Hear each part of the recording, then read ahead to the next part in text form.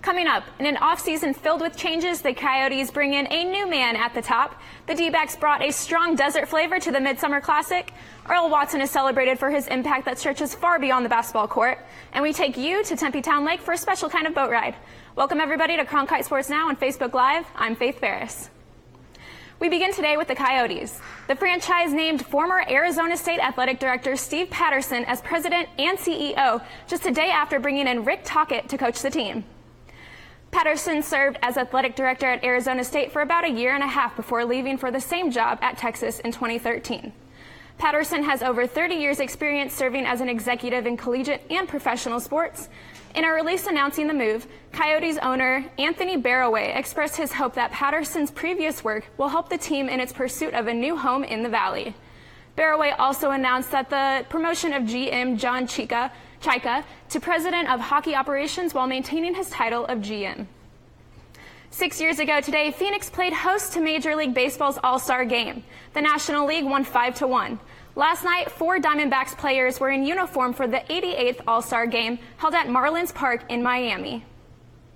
The D-backs have their best record at the All-Star break in team history. Paul Goldschmidt, Jake Lamb, Robbie Ray, and Zach Greinke represented Arizona. It marked the most D-backs players in a Midsummer Classic since 2002. The 4 had relatively quiet roles in the American League's 2-1 win last night. Paul Goldschmidt went 0 for 2, Jake Lamb walked, Zach Greinke tallied 1 strikeout in a scoreless inning, and Robbie Ray did not play in the game. The guys will have a chance to rest up before the D-backs' next game on Friday in Atlanta against the Braves. The team announced Greinke will not pitch in that series. First pitch is at 4:35 p.m. on Friday. Now moving on to basketball. Phoenix Suns coach Earl Watson is the first Hispanic coach in the NBA, but his passion for the game and efforts in giving back to the community earned him recognition from the Unidos US, formerly the National Council of La Raza. As Cronkite News reporter Alexis Ramanjulu explains, Coach Earl Watson was recognized for his work with kids in different parts of the country. For his resilient heart and impressive leadership, NCLR is proud to present the Roberto Clemente Award for Sports Excellence to Coach Earl Watson. Earl Watson is a second-generation Mexican-American. He said his mother instilled a powerful sense of the family's Mexican roots in him from a young age. Because it's all about my mom. I wouldn't be here if it wasn't for my mom. It is that strong connection to his family's past that makes this award so special for Watson. It means everything. It's for my family heritage. It's for, my grandparents came over as illegal immigrants. My mom is first generation Mexican, and me being second. It's a great opportunity to spread awareness and, create a belief that anything's possible. A second-round draft pick out of UCLA, Watson played 13 seasons in the NBA. When the Suns named him their head coach last year, he was the youngest coach in the league. The first Latino head coach in the NBA. I think it's a testament to his hard work and to his family. But for him to feel pride in his culture, to want to come and be part of this, I also think it says a lot about Coach Watson, and we're really just excited to have him here. According to Unidos US, the Roberto Clemente Award for Sports Excellence is given to someone well known in the sports world and is dedicated to the advancement of Hispanic Americans. Watson is following the footsteps of Tom Flores, the first Hispanic NFL head coach, and last year's winner boxer, Orlando Cruz. Now on to our tweet of the day. After winning a Super Bowl ring with the New England Patriots in his first year in the NFL, former ASU running back and wide receiver DJ Foster paid a visit to his old stomping grounds, but what he saw was brand new.